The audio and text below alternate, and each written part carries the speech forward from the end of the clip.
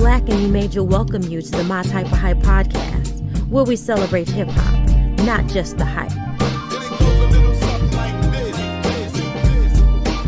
How y'all feel out there? Oh, yeah.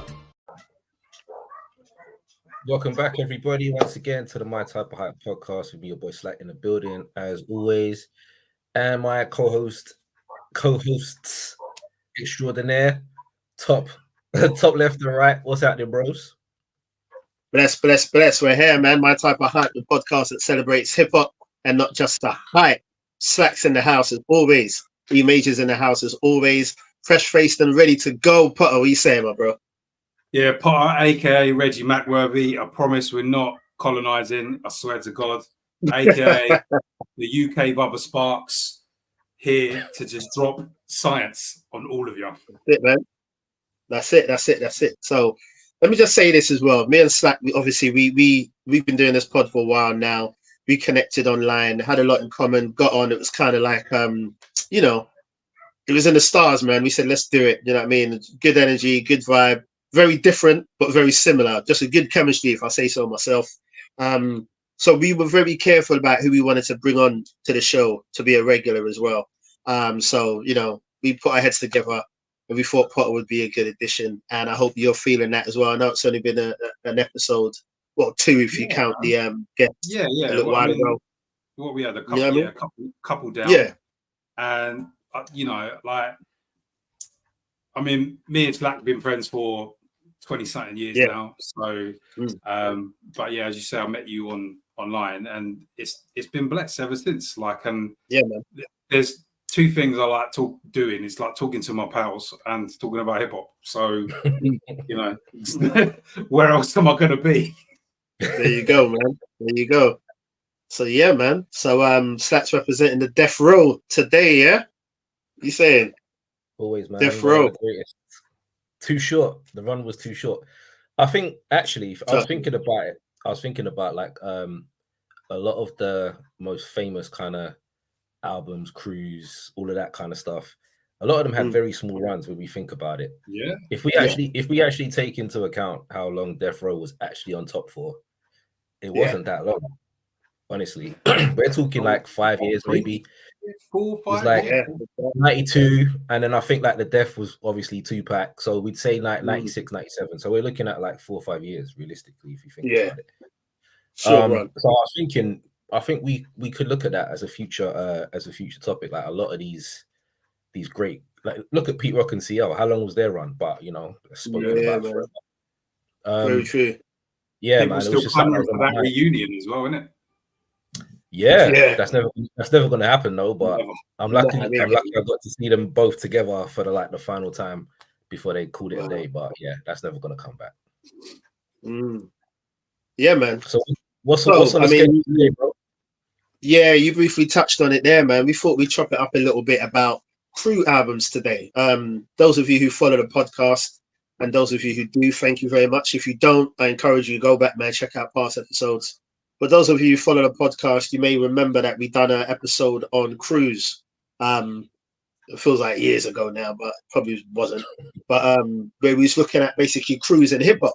So I enjoyed that episode. Enjoy speaking about crews and hip hop because it's an important thing. If you're thinking about like school, college, even as adults in work, let's keep it real. You always have your little crew, don't you, of people? Do you know what I'm saying? And it's the same. It's the same in hip hop. So we thought we'd chop it up a bit today, not about crews, but about crew albums, which we came to realize there isn't as much of them as you actually think. So I think it's a good point of discussion because there's a difficult one.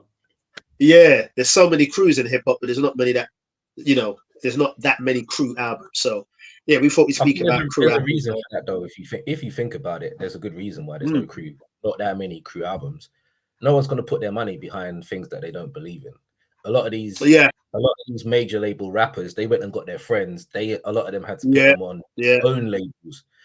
Like a label's gonna be like, okay, you're a star, I can put my money behind you, but who's this Murphy Lee guy? Who's this weirdo over here? Who's this random dude over here?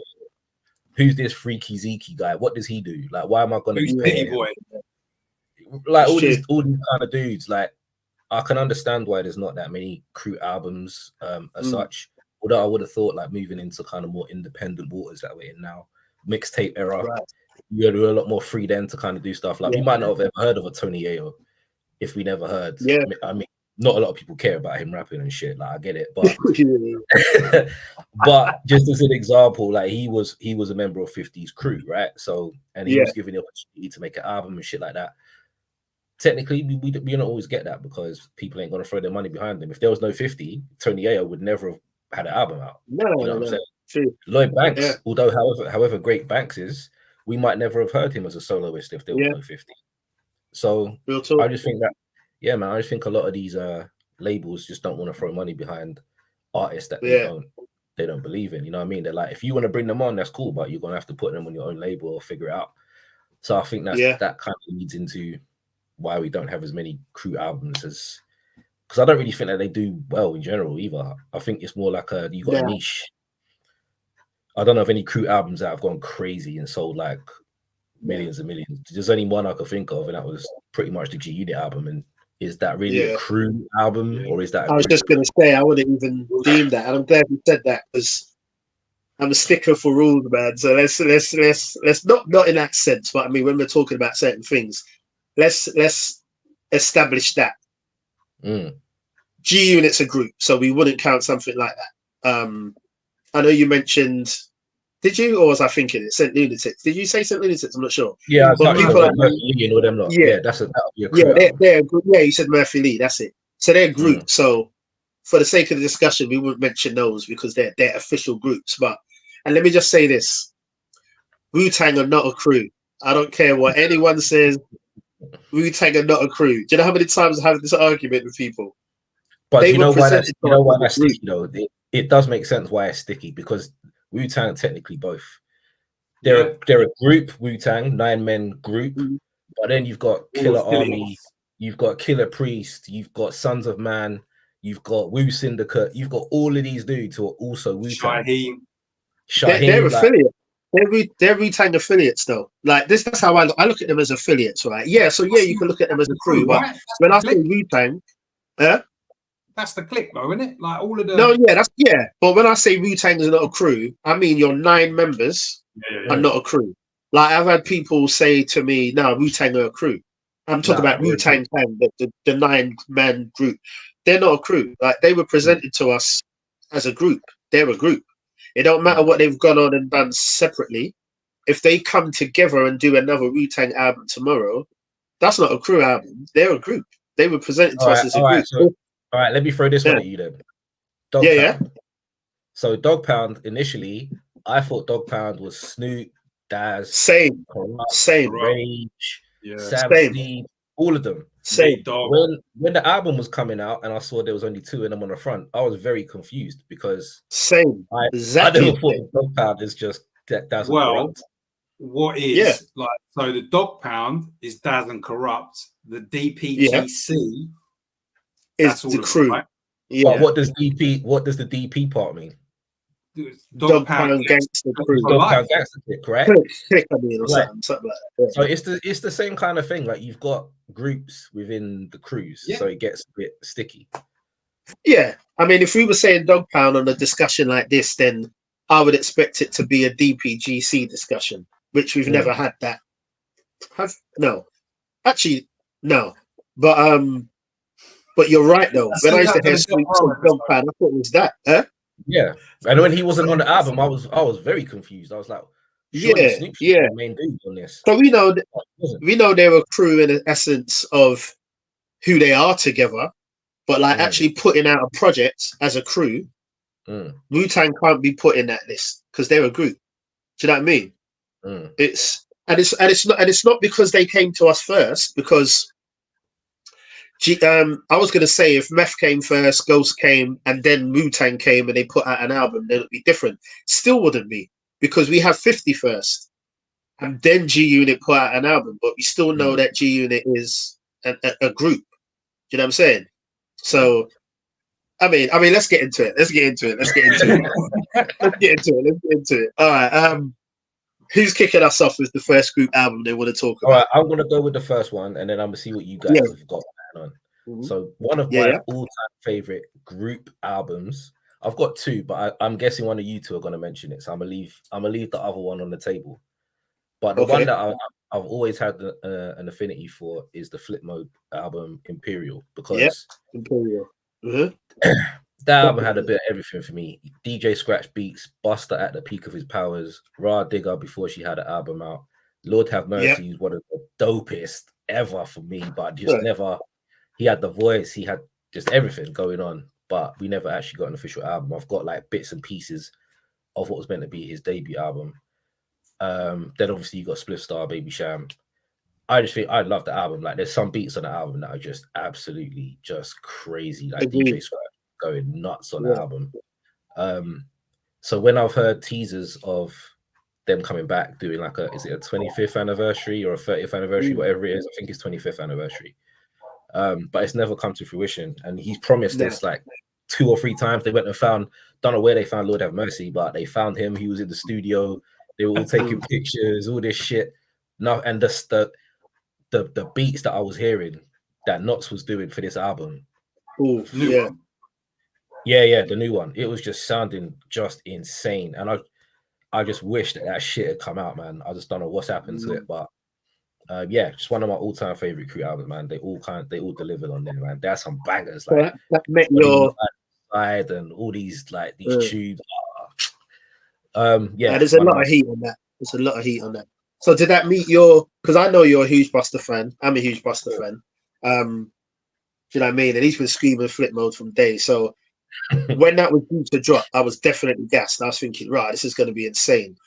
Do you feel, both of you, do you feel like it met your expectations? It did mine. When you first heard it. Yeah, it's difficult because you've got to bring so many different people to the table on the same beat and make that shit work. Like that's tough. Like to go from Busta Rhymes on my own, I can pick whatever beats I want. You might have like, if you've got a 6-man crew, you might have 4 people say, yeah, that's fire. 2 of them are like, I ain't feeling that shit. I'm not rapping over that. Like, do you know how many times that could happen on an album? So there was like a bit of everything on there. There was like Cha Cha Cha Cha Cha, which was a bit more of like a fun kind of song. Then you had the more kind of street tunes. You had a bit of everything on there, man. So yeah, I loved it from first time I heard it. There was a lot of kind of Caribbean influence as well, like a lot of the patois slang. And I just thought they all brought their various different like personalities on there. Rah Digger didn't sound out of place at all. Was the only female in the group. I think she more than held her own amongst them. So yeah, man, I loved it from day one. Still do. What are you saying, bro? You how do you feel about it? I mean, I don't think it's a bad album. To be fair, I haven't heard that album in a long time, so I probably would need to revisit it because there's a bunch of stuff that I wasn't really feeling it back in the day, but re-listening to it, I'm like, yeah, actually, that's fire.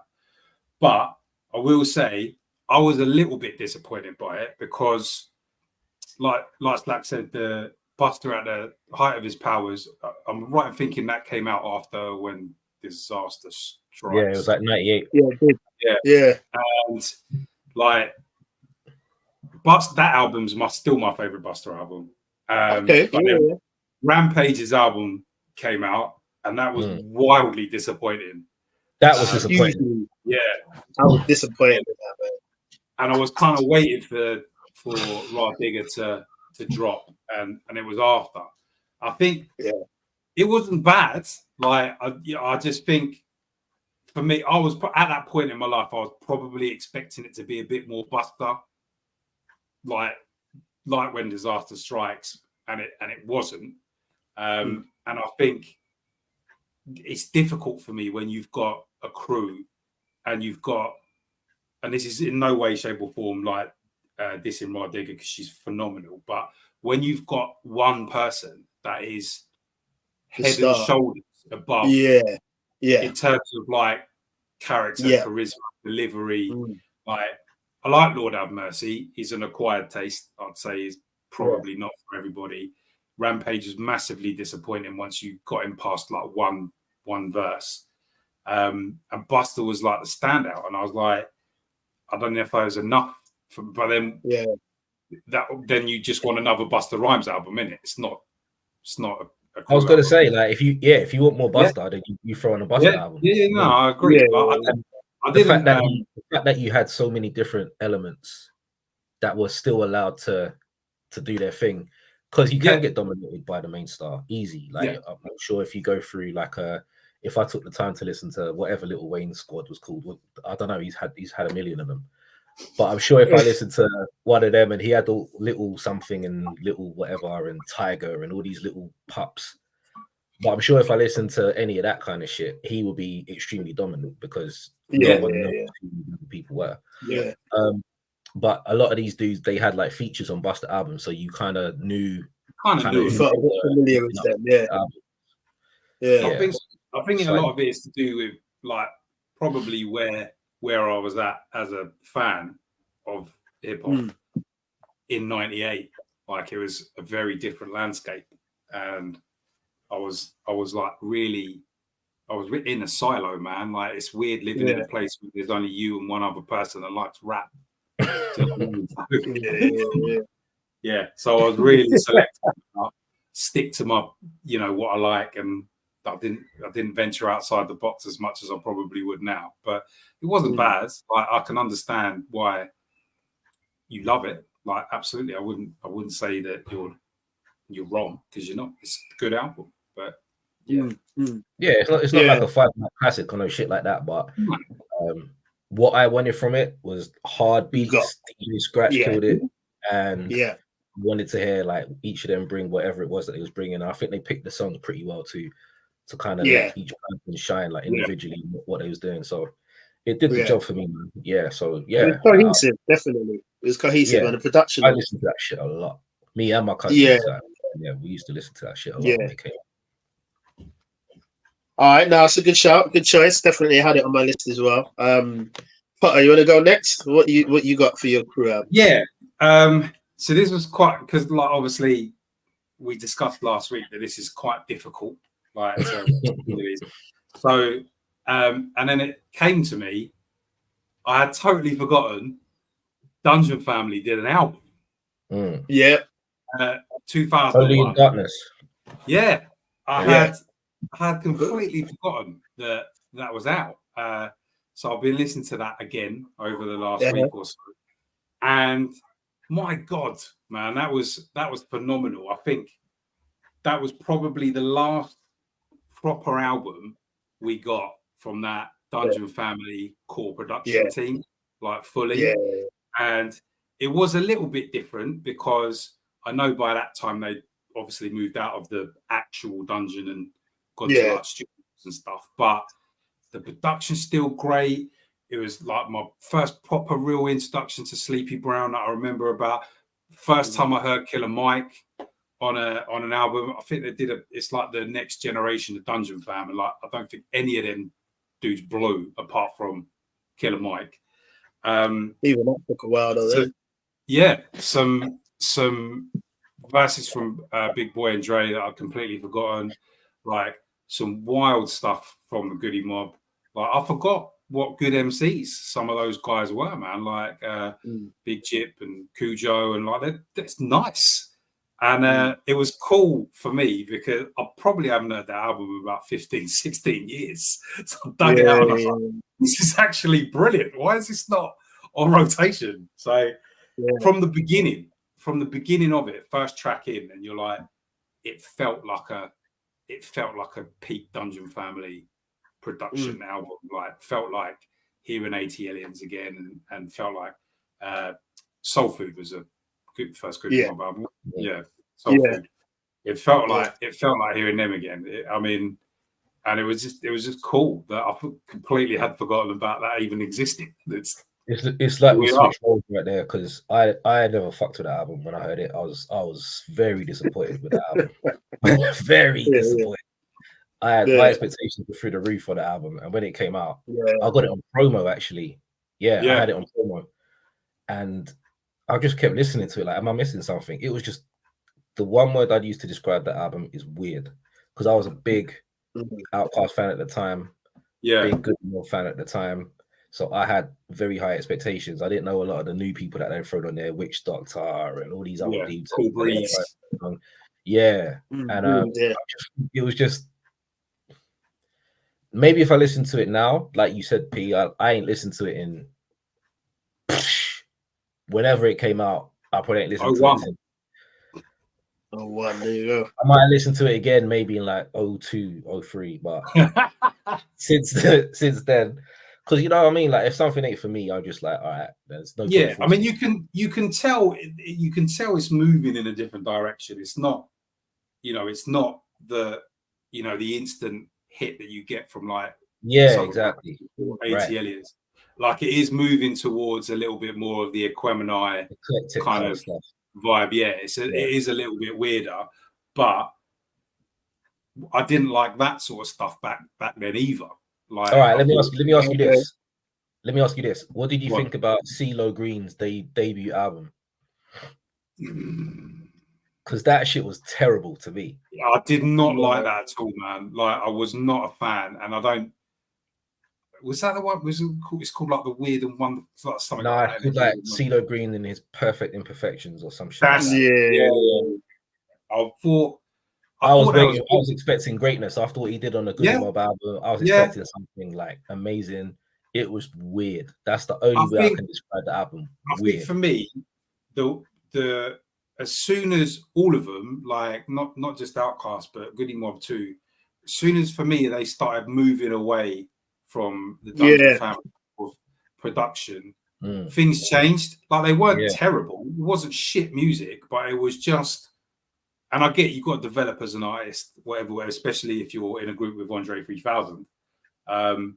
But it just wasn't the same. Like, you didn't get, like, you can feel it. Like, from Southern Playalistic and ATLians, when they're in that basement with the mud walls smoked out, you can feel those albums. You can really understand the hunger. And as they started to move away from that, or Rico Wade and Sleepy Brown and that starting to experiment a bit more with their sound, it takes away from some of that stuff. But would we be moaning? Would Outkast still be in the discussion that they're in if they had stuck with that? Say, No. Yeah. I will say the latest Big Boy album that come out, when was it? Earlier this year? The one with Sleepy Brown? Oh, yeah, that was good. Oh, yeah. That's the closest thing to an Outkast album that I've heard. I like that album a lot, actually. Really, really good album. I forgot about that. I need to go back to it, man. See, the thing for me, like, even talking about this Dungeon Family album, I'm going to keep it 100% real now. When Andre stood up, we're from the UK, so it's slightly different because we don't really have those strong, alliances like that, or allegiances. Yeah, do you know what I mean? But I've said it before, I'll say it again. I came up on the East and West, so I always preferred those. So when Andre said, the South has got something to say, he said that for a reason, because people weren't really feeling the South like that. But let me say this, right? The thing about Outkast that always will make Outkast phenomenal to me is that they were probably, I know you got Ghetto Boys and different things, but I just mean they were probably the first Southern group that I was a proper fan of.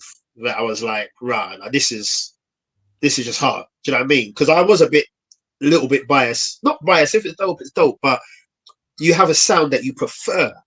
But when I heard Outkast, even though they had like Southern accents, all of that, whatever, there was no denying they were from the South, and they weren't trying to, and no one asked them to.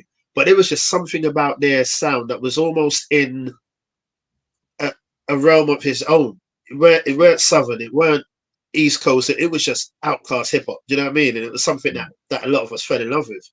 So for me, my struggle with the Dungeon Family album is that I think there's aspects of Southern hip hop that I like, but I wouldn't say I'm a huge Southern hip hop fan. Do you know what I mean? I'll take East first, I'll take West Coast, maybe even Midwest. Like, I'm not a huge Southern fan.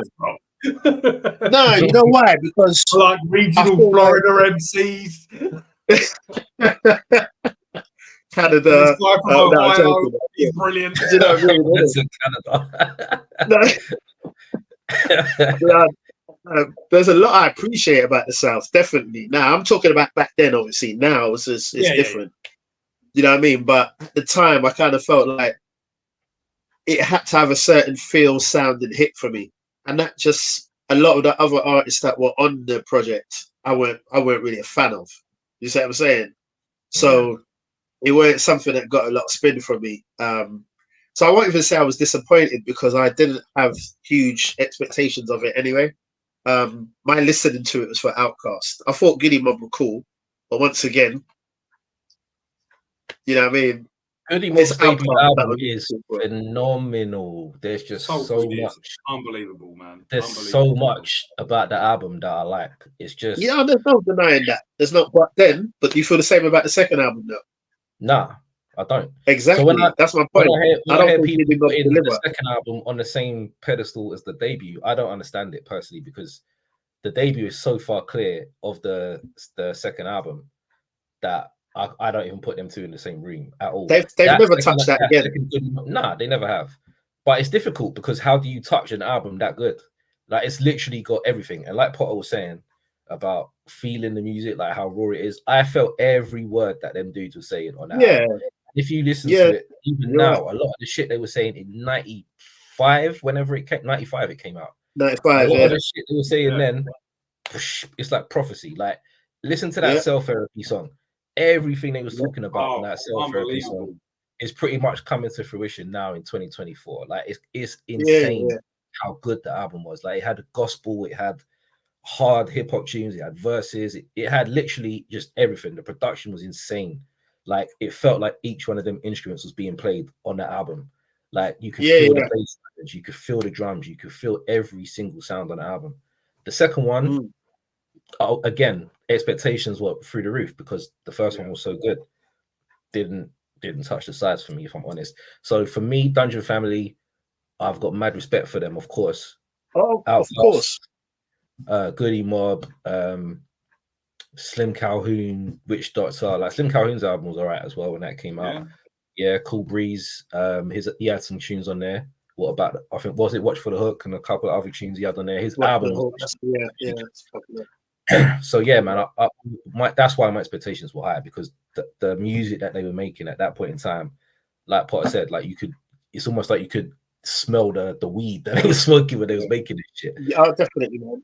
Yeah, man. And then I think there was too many drugs when the Dungeon Family album came out, because it sounded like some space shit. I think a Prodigy, when he was like space shit that don't even make no sense. That's how it felt to me personally. But I ain't saying it was shit or trash or no shit like that, but I'm saying for me, my taste, it never came close to what I was hoping. Expectations were higher on that. Yeah, and it makes sense that it come out the gate. Said it was 01. What year was Stankonia Outkast? 2000, and that's when the switch happened. Yeah. That was when the switch happened, because I don't like Stankonia. I'm sorry. No, I'm not sorry. It's very experimental. Yeah, exactly. I don't like it. There's a few, there's a couple tracks on it, but I ain't gonna. I've heard people say it's Outkast's best album. Like, no, overall, I don't understand how that was Outkast's most popular album until Miss Jackson. It's Miss Jackson, But the album is. I know people were buying it off the strength of that single. Yeah, I get it. But to think that was their most commercially successful album until the double album, Speakerbox Love Alone, is insane to me, because that album was far from Aquemini. People probably say that that's the peak of Outkast power. ATL is incredible for multiple reasons. It's ridiculous. Southern Playalistic is incredible for multiple reasons. So literally at the gate, 3 incredible albums. When it came to the fourth, I remember like it was yesterday. I bought it from HMV, Oxford Street. I remember it was there. Like, there was enough of them, and even me walking in and seeing hip hop take up that much room. Because you remember, like, new release, you'd have all the pop albums and all that shit. To see a hip hop album have that much coverage was crazy for me at that point. Yeah. So I was excited, But then when I listened to it, I was just like, "What is this?" I didn't get it. For me, I think it's got to do with first couple of albums, Goody Mob albums and everything as well. Like, they were all so focused on just making good music. And then what happened? And then as you get a bit of shine, all of them kind of want an opinion about how things sound. And then I think that's probably what took away from like the Dungeon Family like sound of like how it was working. And because like, I mean, Goody Mob's got what, 6 people in it or something like that. So like all of them are going now. I think it's 5 is it's not that many. Timo, Cujo. I thought it's 4, isn't it? Ain't Goody Mob 4? Tilo's 4, yeah. 4. And like, but you've got all of them having a opinion. Even with Outkast, like what Big Boy wants to do is probably completely the other end of the spectrum of what Andre wants to do. Well, that's why they did the separate albums, isn't it? Yeah, they're smart. I'll never forget, like I went to see Outkast at Brixton in 2000, just after Stankonia dropped, and it was wild. Big Boy was in like a leather Falcons jersey. Andre 3000 had these big leather like waders on. It was weird. But they asked the front row of the gig at Brixton Academy, who knows what Outkast's first single was? And I was like, oh my God, please don't ask the wrong person because it's going to be. Luckily, the guy got it right. Yeah. So we were saved. But like, I'll never forget, like, because all of the people that was there, normally you go to a hip hop gig and there's a few like white heads like me. Yeah. But that was full of like students. Like that whole gig was full of white people. Like but look at Outkast music. It's very inoffensive music, isn't it? It's very They're not talking about selling drugs and shooting people. It's accessible, isn't it? Exactly. So that comes into a whole other conversation about when we're talking numbers and sales and shit like that. That's why you can't really take. That's why you can't. You can't measure someone. You can't measure someone like let's say a Jizza who's talking all kinds of shit like science and all kinds of shit on his who's gonna listen? That's not accessible really. Like, unless you want to listen to mathematical equations. That right, exactly. Or you got someone who's just making sorry, Miss Jackson. Blah, blah, blah. Like it's very like you could put that on at any function, any setting. You can't put certain Wu-Tang albums on in any setting. Yeah. So they're not. It's obviously not going to sell as much. But that's a whole different conversation. But like, I totally get it. All right, let me yours up yet. Let me do mine. So I'm excited about this one. It's one, in my opinion, one of the greatest crews in hip hop. I think, for the reason what Slack you mentioned before. One of you was saying about when you have a crew and one is head and shoulders above the others. I like this crew. I think every single one of them brings something unique to the table. It begins with a D, doesn't it? There you go. DITC, man. I want to mention that. I think they're one of the most underrated crews in hip hop, man. They're incredible, man. You list them all, man. And I remember Slap put out a post once, and did you dub out Fat Joe's name or something like that? I was laughing, bro. Redacted. Even Fat Joe, bro. Everyone in DITC brings something incredible, but I don't want to talk about the 2000 album, the DITC album. I want to talk about Sessions. That dropped in about 2016. Instead of the worldwide album. You know why, bro? You know why? Because the worldwide album was hard. We know that, man. We know that, and I just feel like everyone knows that. But the reason I want to specifically mention Sessions is because no one ever mentions that album, and it's incredible. 2016. I just want to give it its flowers, man. There's two, right? There's a Sessions 2 as well. I swear there is. There was 2 Sessions albums. I'm sure. I think I've even got them. I don't know about Sessions. Maybe. I'm not saying there isn't, but I don't remember Sessions 2. But Sessions 1 was about 2016, 2017, one of that time. Yeah, I remember. And I remember I was doing deliveries at the time, and I remember putting in the CD, man, and straight away, man, from it hits. The production on there, the bars, everyone kills it, man. So many, like, I think Rock Shit too, it's just hard. It's Cold Outside, AG kills it. Every track that he's on, he's another hugely underrated MC, man. New Wave, just everyone, man. I just think the tracks are hard and they kill it. Lord Finesse, bars on bars, production's hard. I just think it's incredible, man. And if you're a DITC fan and you ain't heard that album or you ain't heard it for a while, definitely you gotta listen to it, man. Because I think 2016, them times, I won't say it was a weird time in hip hop, but that's not a time where you would expect a crew like the ITC to get a lot of shine or a lot of mention. Do you know what I'm saying? So when I was listening to that, I'll be honest, I haven't heard it. Check it out. Is there any Big L on that? Like, because obviously that's long. Is there any like posthumous Big L verse? He opens it up. I remember for sure he opens it up with like just talking and that. And I think there's a couple skits of him talking. I think there might be one or two.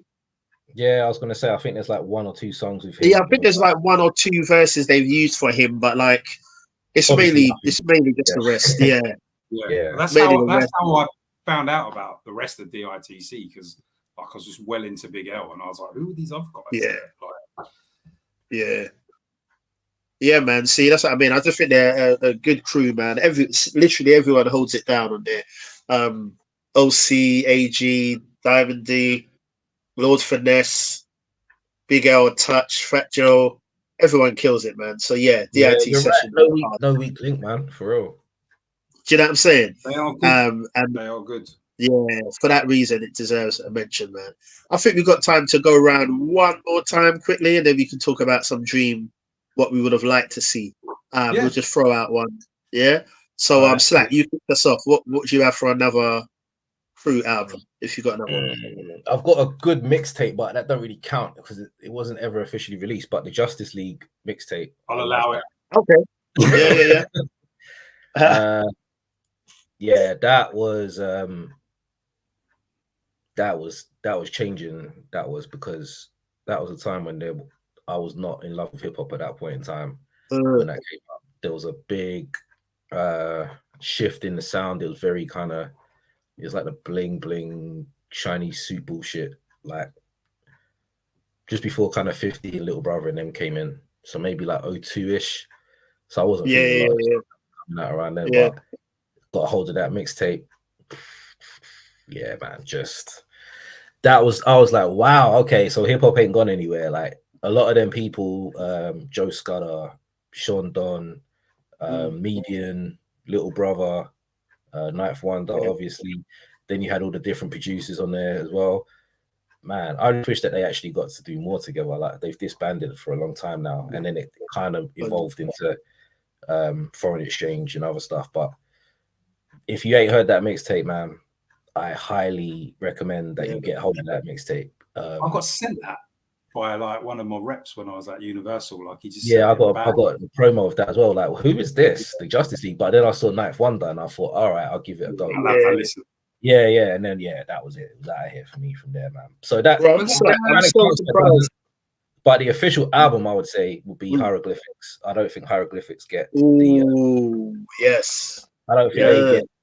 That's dope. Like that's pull out of bolts. Definitely. The thing about Hyro as well, I think, is a lot of people didn't know that they're from LA because the way that they rapped, there was a massive thing in the 90s about regional rap. Like New York was considered, obviously, the birthplace where all the most talented people come from.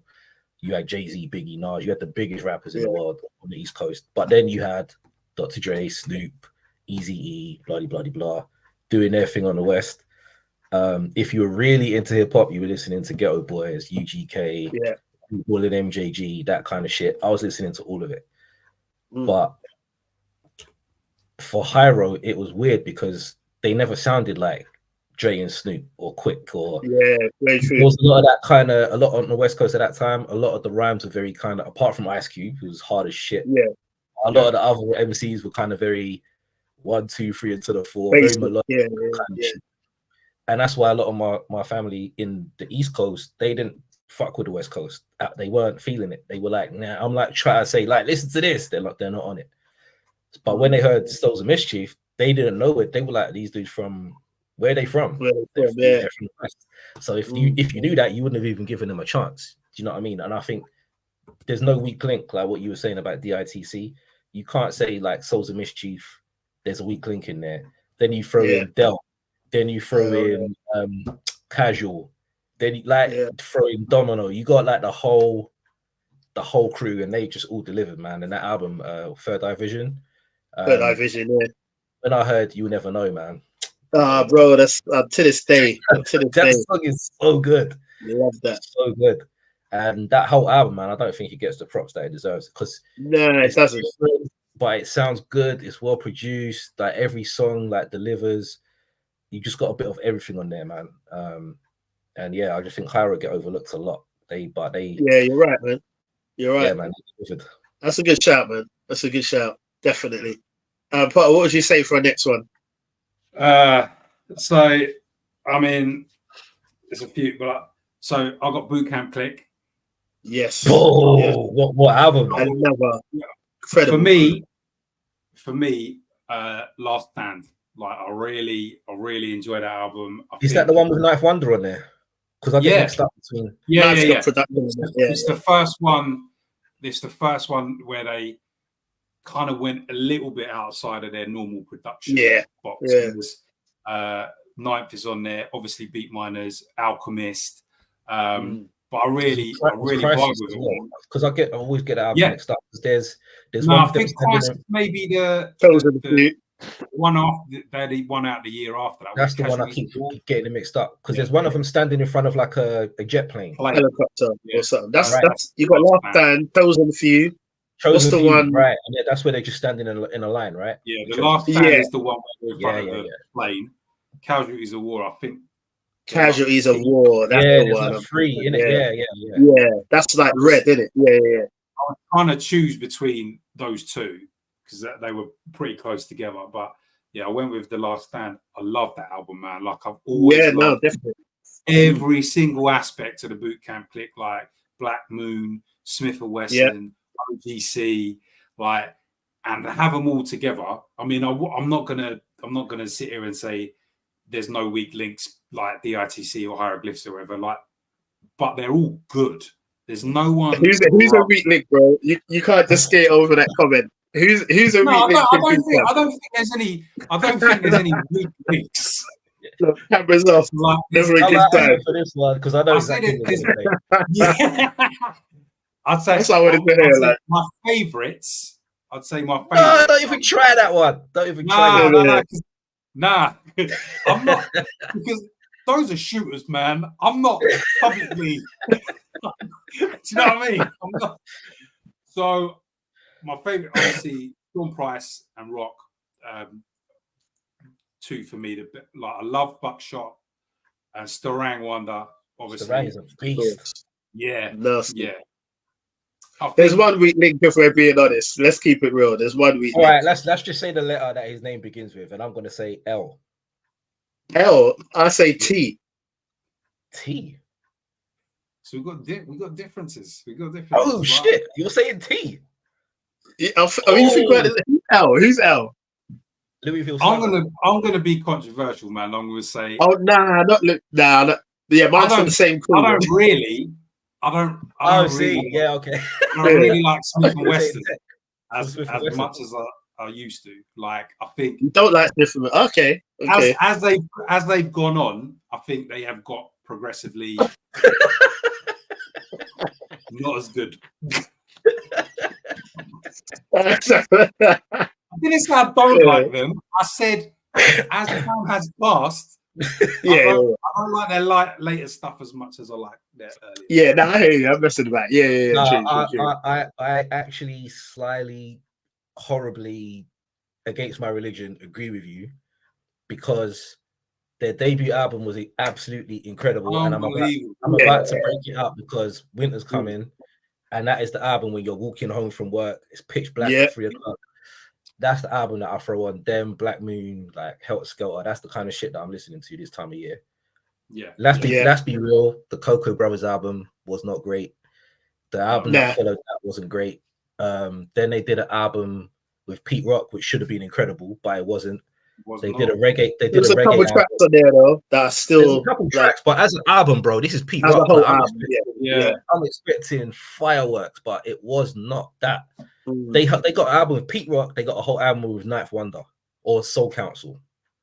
Yeah, Soul Council that one is good. That ninth one was not. It was okay, but I expect so much from them. Like I've got to go with Potter. I think when you come out the gate with Soundboy Barrio, that's what I'm saying. that album can't take your foot off the gas after that. To be honest, I had that issue with their name in it because I think the Smith and Wesson, like the gun makers, so they had to change their name to Cocoa Brothers, like formerly Smith and Wesson. I think that kind of knocked them off their stride a little bit, and that's when like Boot Camp, I don't know what they were doing because you had the perfect formula. You had Beat Miners Productions, you had all these LMCs. Like that's it. Don't change it. Don't mess with it. Your formula is incredible. Like no one is making the beats that you guys are doing. Mr. Ball, Evil D, Baby Paul, all of you guys are smashing it. Leave it as it is. Everyone's begging for the Crew album. Then it comes out and everyone was like, what the fuck? What is this? Yeah, like, for the people. Yeah, that was disappointing, man. We didn't even mention that. Right, we didn't even mention that. That's the only reason. Like their individual albums, like the group albums, like they haven't really been that consistent. But like the BCC album seems to have got like consistently better. So bad, and then the next one was like all right, and then by the time it got to like the third one, then it was kind of. That's actually a good shout. That's actually true. Because the thing I didn't get was if you've got these dudes literally part of your crew, why are you going to these random people for beats? I didn't understand. Yeah, that's actually true. Yeah. So that's why I didn't pick Boot Camp. Obviously, I would have because I absolutely love them, but nah, man, I'm sorry, I just wasn't. I had them down, but I had it down for the Chosen Few. But it's funny because we just spoke about the Chosen Few, Last Stand, all of that, and I completely forgot about For the People because it just didn't make the impact. We didn't ask that. We didn't ask that. It's true, man. That's actually that's not for the people. Like they made the album for them because it wasn't for us. It wasn't for us. We knew what we wanted and we never got it. Yeah, we needed that Fab 5 album. That's what we needed, bro. That's what we needed. That's what we were asking for, right there. Fab 5 album. That's what the people wanted, man. Yeah, man. Let me throw out my one. Just looking at the time. I'm looking. I've got a couple. I'm wondering what to do. Okay, bro. Let me just say this. Slack. I'm amazed that you didn't say Death Squad, bro. If I'm honest, bro. Yeah. If you said Hit Squad, I mean, I think we'll lead into that. Yeah. Okay. Like we were saying at the beginning of the show, I'd say I'll go with Potter. I'd say Death Squad are kind of a group. And if I'm honest, the album didn't do what I expected it to, man. I don't know, man. I feel like their expectations were through the roof again. I like it. I don't love it. Yeah, no, I ain't gonna argue with that. All right, then I'm gonna go. My last one is in his kind of. I've kind of run out of ideas back, like late 90s. His beats weren't as good. Like he was using a lot of the same samples over and over again. He was using a lot of the same noises over again. There was a lot of recycling in there, so it was good, but it shouldn't be brilliant to me personally. Okay, I'm gonna throw out the Terror Squad album, and I know I'm alone here, so don't worry. I'm expecting both of your cameras to go off, but I'm gonna go out the Terror Squad. Yeah, bro. The Terror Squad album. There you go. Yeah, I knew I'd be alone. I'm alone in that hill. Now, let me just say, it weren't an incredible album, but I've said this before. I've always been I was a big fan of Terror Squad, like mid to. But you can't be into Fat Joe in the mid 90s and not want to hear more Terror Squad. Do you know what I mean? I was hearing that name thrown about all the time. Armageddon is sick. I don't feel anyone's sick. Cuban Links, obviously. People say, what happened to Armageddon? Because he was cold. He was like stone cold, man. Armageddon, like seriously, like he was not on Pun's level, but I mean on paper he was on Pun's level on paper. It was Pun, Armageddon, and then the rest of them. Yeah, definitely Pun and Armageddon, man. So the Terror Squad album for me had a lot of heat on that, man. Not the second one, obviously, but that first one, Pun shone on that. There was a few radio reaches and things on there that I could have done without, because when it dropped, I was gassed. I remember I was driving, doing deliveries at the time, and I remember stopping on might have been Tottenham Court Road, man, HMV, and I went in there, like stopped on the yellow and everything, like just to run in and buy it and come right back out. You know what I mean? Because I was in a work van, I didn't care. Literally got it, put it straight in, but yeah, that was a decent album for me. Still something I do. Did maybe you ever have Lean Back on it, or was that the second one? I never kept up with the second one. Yeah. Right. Okay. Say that again. I was wondering if it was the debut album that had Lean Back on it, or if it was the second. Oh, that's that's the second one. I'll be honest. Yeah, I was hyped for that album. I was really hyped for it because I love Big Pun, and then Don Cartagena was all right. Cold. Nah, it's cold, bro. Loves that album. It's cold. Don Cartagena is cold.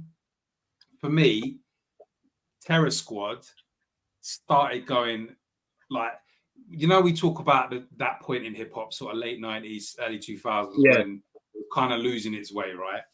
And I think that Terror Squad album embodies that whole attitude. I think that they were reaching everywhere, right? Yeah, they were reaching a lot. There's no doubt. There's no doubt. They were reaching. It could have been ridiculously good. It could have been phenomenal. We've had some of the production that was off of Pun's album, first album, but it just sort of tried to lean into like the more commercial aspects of Don Cartagena for me, and it doesn't work. I agree, man. Because at their core, Pun's a street guy. Fat Joe was at that time a street guy. Wasn't the laughing stock he is now. Cuban Link, Triple Sace, they were all Bronx, Puerto Rican, Cuban gangbangers, man. They were like proper on it, and it just didn't sit right with me, man. Like there was some talent there. Like I think, like you say, Armageddon was definitely up there with Pun, but it just was really disappointing for me. Like I remember getting excited getting that album. I didn't park on double yellow lines outside of HMV, but I got home and listened to it, and I was like, I'm not really into it. Like I didn't cry, but I was sad. Yeah, I hear that for real. I don't know, man. I feel, and it's clear that they're all Pun's boys. I might be mistaken, but I know they are. Yeah, they're all Pun's boys. Even Remy, So, all of them fell out with Fat Joe about money and album release dates and stuff. It was Pun who went to Remy and said, "I need you to be on a whatever it was," but it was all through Pun. I heard her talking about it. Yeah. And I remember, they're all Pun's boys, so I don't know. I think they all follow Fat Joe's lead. Yeah, it was a Cuban Link said in an interview. It was like Pun wasn't around to keep an eye on what. So that was the death of Terror Squad. As much as they scream Terror Squad all the time now, the moment Pun died, Terror Squad died, because I think they were full of clips before. Like I don't know if Fat Joe was trying to start his own little thing. I don't know. And then Pun he done that. And he was in full of clips. That's even on there. They say stuff about that on Capital Punishment, didn't he? He did, yeah. Yeah, because I'm sure on the Jealous One's Envy album, on the track, that's the first time I heard Pun on that album. Is it Watch Out? Not Watch Out. What's the track? I can't remember, but it's with Firewater. Pun. Nah, not Firewater. Firewater's disgusting, man. So hard. Not Firewater. Because Firewater wasn't on the album, was it? It's on the flip of Envy. That's why I bought Envy, because Firewater, I don't like Envy. I don't like the track, but Firewater was on the B-side. But on the album, Pun's on the album, I think it's Watch Out, something like that. And they were talking about that then. So I don't know, but whatever happened, man. Then Pun died, Terror Squad died, man. As much as they carry on the name. Do you know what I mean? All right, so for time's sake, let's run. We've looked at a few Crew albums. I was going to mention Rough Riders, but I think that's a brilliant album. Rough Riders Volume 1. I think that's hard too.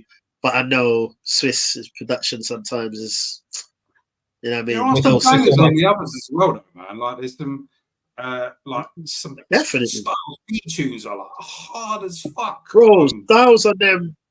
What volume is it? Is it 2 or 3 that Shoot 'em in the Head track? Do you know how much times I used to pull that track back? Like, that track's hard, man. I kind of tuned out after the first one, man. The other two were you know what? The third one, the third one is a tune, Styles and the East Siders. Yeah, my God, that is. Yeah, I know the one you mean, bro. I know exactly the one you mean. I was listening to it not too long ago, actually, maybe a few weeks back. The first 3, I think, are decent. Volume 1 is the best one. 2 and 3's got got bangers on them. 2's got a lot of good locks material on it. 4's where I zoned out, but the first 3 are decent. I didn't even know there was I thought it stopped at 3. Way after. All right, so we're gonna close with Dream. Like, obviously, there's a lot of crews in hip hop that did drop albums out, so we'll wrap it up and look at this. Like, Dream crew albums, maybe 1 or 2 each. I don't know. Throw them out pretty quickly. The one that I name ain't gonna be topped. I can guarantee you that. Go and hit us. I know what you're gonna say, but hit us. The Commission. That's it. Nothing more needs to be said. Oh, okay. I wasn't expecting that actually. Okay. Yeah, true. Very true. I thought you was gonna say Hit Squad, but or Hit Squad. Yeah, either one of those 2.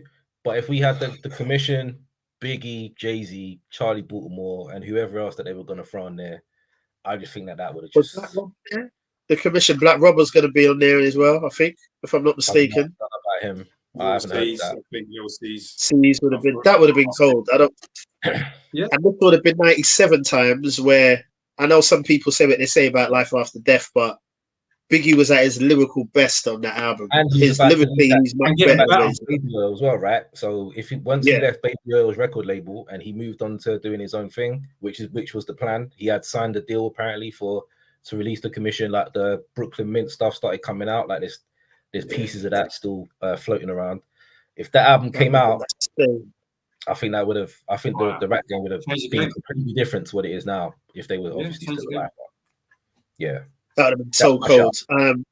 And just for the listeners, Hit Squad, EPMD, Das Effects, K Solo.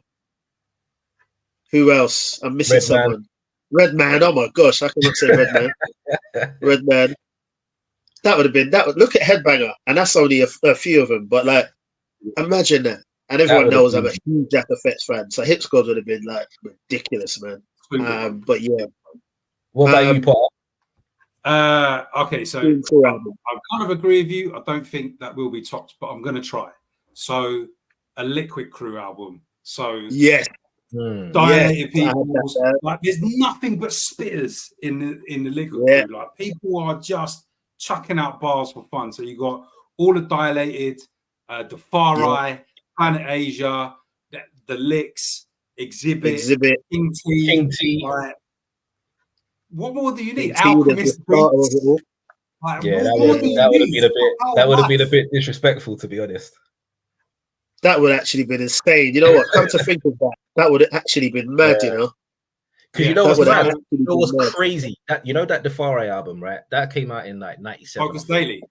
Yes. So that was a very lean time, right? Very lean time in hip hop, and I was like, I'm not just buying anything anymore because a lot of this stuff is bullshit. I saw that Defare album on every shelf, and I never bought it because I was like, I don't know you. I've never heard your shit. I don't know nothing about you. You know, when I first heard the album, maybe 1 or 2 years ago, that's the first time I heard it, and I love it. I love it. It's unbelievable, man. I bought that album for the strength of just a couple of 16s that he'd had on like Dilated albums, and I was like, this guy's phenomenal. But if you listen, I can't remember if it was the first or second Dilated album, but there's a tune called Closed Sessions, and that is like Dilated fan, if I'm honest. Yeah, but that is 7 minutes of like all of them, like on there. The only one missing is like King T and Exhibit, but everybody else is on there, and it's just phenomenal, man. It's like LA at its finest. I keep saying to E, I'm gonna get up on Dilated stuff, man, but bro. And I'm just like, like if you like hieroglyphics and that, you will love Dilated. Yeah, it's just I agree. Dedicate some time and check it out, man. I'm no diss to them. Yeah, I mean it's one of those ones where if people are gassing it up, I don't know how you'd feel about it, but when you just authentically hear it, and for me, and I always describe their music the same and their albums, right? I just think they're just below the radar. It's just consistent dope hip hop. It's nothing that's gonna blow your mind, but when you're listening to it, you're like, right, this is actually hard. Like I just think every album.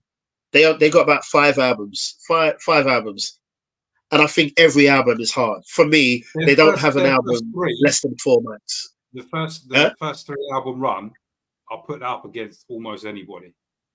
Yeah. I think they're hard.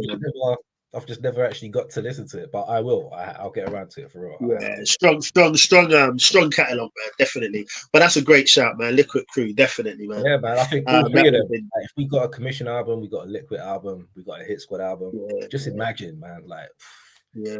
Oh, yeah. I'm gonna throw one out to close. I was gonna say Flavor Unit album. I know they did one, but I meant the Flavor Unit with like Chip Fear and them, man, and them. But I'm gonna go with Gangstar Foundation. If we had a Gangstar Foundation album, fully produced by Primo. Yeah. Fully produced by Primo. Yeah. Jesus, that would have been insane. You know what? Do you know what? Trump might be like, nah, no more hip hop, man. You lot are too disrespectful. Like, if you brought out that album, you shut down the whole shit. Nah. You might do that anyway, bro. hey. Yeah, nah, that's so many, man. Gangstar Foundation. Can you imagine that? Like Big Suge, Gangstar, MOP group. Oh shit, man. Yeah, it would have been we insane. Can do without. We don't need. We don't need Malachi the Nutcracker. We could leave him maybe. Nah, I was gonna say no. He's actually terrible. When you go to the studio, you tell him, nah, no studio today. No studio today. Yeah, that was cancelled. Did you get the memo? Have a day off. Go home early, you earned it. Man, or Juice Crew. Yeah, you earned it. You earned it. It's cool. Exactly. It's there you go, isn't it? You're working on these bars all night. Exactly that, man. But, amazing shots. Yeah, man. Crew albums. Yeah, man. Yeah, man. But that's what we got for you today. Thank you so much for joining us as always. Hope you enjoyed. Yes. Anything that we might have forgotten, feel free to drop it below, and we will catch you on the next one. So from me, your boy Slack, as always, check it out. Co-host extraordinaire, E. Yo, E Major, my type of hype podcast that celebrates hip hop and not just the hype. We're out for another week. Putter, sign us out, bro. I'm just making up the numbers. Bless. So good. More than that, DEI higher. DEI higher. In it. You see it there? But yeah, man, join us next week. We'll be back again. My type of hype. May have a guest, may not, may just be us, whatever it is, man. But we're bringing you pure hip hop conversations, man. We're just fans of the culture. We love the culture. Grew up in the culture, and we just love talking about it, man. So for all of you that watch it, tune in, share, talk about it, whatever, man. It's appreciated, man. So yeah, until next week, peace.